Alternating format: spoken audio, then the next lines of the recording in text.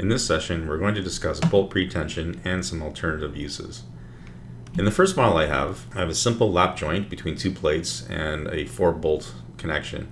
I just want to go over a couple different options and sort of best practices of setting up and using the bolt pretension. So if I hide this plate, you can see that I've got 4 bolts inside the other plate as well. And in this case, I've got 2 bolts where there is no additional geometry modifications made, so it's the full bolt. And the other 2 bolts, I've actually split the bolt shank such that it divides the area between where it'll be in contact with the plate and where we're going to apply the bolt pretension object. And this is good practice to actually split the bolt shank such that we don't have a conflict between the contact definition and the bolt pretension. So we can see we can define it in 2 different ways. For the full bolt, the best way to apply bolt pretension on a single body without any splits is to use the body option. And when we do that, we're required to apply a coordinate system as well. And in this case, the coordinate system will be local to the bolt, predefined. Here it is here. And the Z direction is the direction of the bolt pretension. So when we define the bolt pretension, we simply select the body and the coordinate system that corresponds to the bolt pretension direction. The origin of the coordinate system is going to be where the bolt is going to be split. And this is why it's a good idea, if you don't already have a split shank, to use the body method such that we know where we're going to have the split. If the split occurs in the contact region, then we're going to have a conflict and we will not get correct results.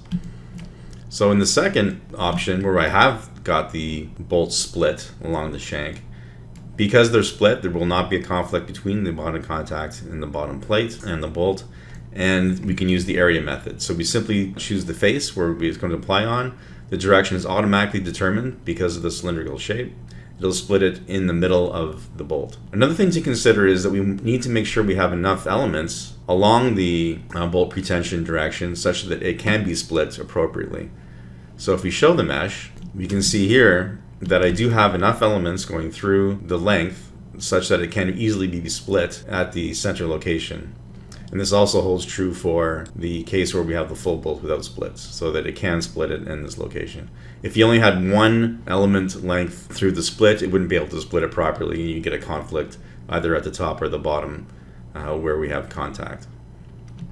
So these are just a few tips to keep in mind if you're going to use bolt pretension. Now the other thing is when we're actually going to load it up. In this case I have 2 load steps in my analysis. And in the second load step I'm applying a force to the lap joint. But what we should do first is apply the bolt pretension in the first step without any external loads, and then apply the load afterwards. But first we have to make sure that we lock up the bolt pretension. So if we look at our force, we can see that we've applied a 0 in the first step and a value of 30,000 in the second step. And for the bolt pretension, the first thing we do is we apply our load, bolt pretension load in the very first load step. And then we make sure that in the second load step we lock it. This is essentially the condition after you've torqued up a bolt, that it's now going to take on relative displacements based on the external loading. So if we move on to another model, we can look for different ways we can actually use a bolt pretension definition. In this model, I have a case where it's not a true bolt pretension in the sense that the bolt creates a tension in the bolt and a compressive joint between its clamp components. In this case, I have a situation where I've got a system that has a set screw. And this set screw, what it does is when we tighten the bolt up, it creates a compressive load in the end of the bolt, and of course forces the bar that the bolt passes through to contact and create a compressive load between the housing and itself. So how could we actually use bolt pretension to facilitate this sort of setup? Because in general, when we create a bolt pretension, it's going to split the bolt and create a tensile load to generate the clamp up. So in this case, it's very simple. All we need to do is apply it in the location that we need to have our compressive load defined. In this case, I do have split the bolt appropriately to avoid conflict definition. And in this case, we just simply put in a negative load for the preload. And so instead of pulling the 2 halves together where it splits it and creating a tension load within the bolt, it's actually going to split the bolt and then push to create a separation of the 2 halves and create a compressive load. And so to see that, we can look at an exaggerated displacement And we can see that indeed we are stretching the bolt out at the end, and it's pushing and creating a compressive load in the mating component parts here and here. And we see that from the deformation as well. We could actually even animate that. So that's a pretty clever use for bolt pretension. The other thing we can do is we can use it to split non-cylindrical geometry. It's not obvious that it can be used on any arbitrary geometry, but it can. So for example, if we have our system and the first thing we want to do is apply our set screw load, but then we also want to apply an axial load through this member to see if our clamp up is enough to withstand that axial load.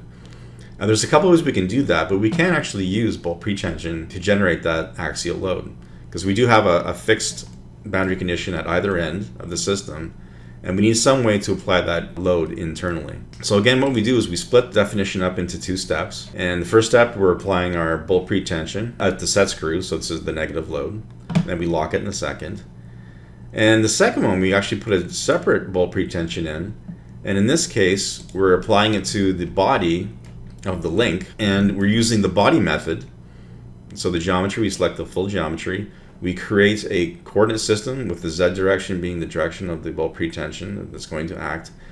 And what this will do is it will actually split the arbitrary geometry at this location, and it'll apply our load. In this case, I'm applying a load of minus 10,000 newtons for our axial load.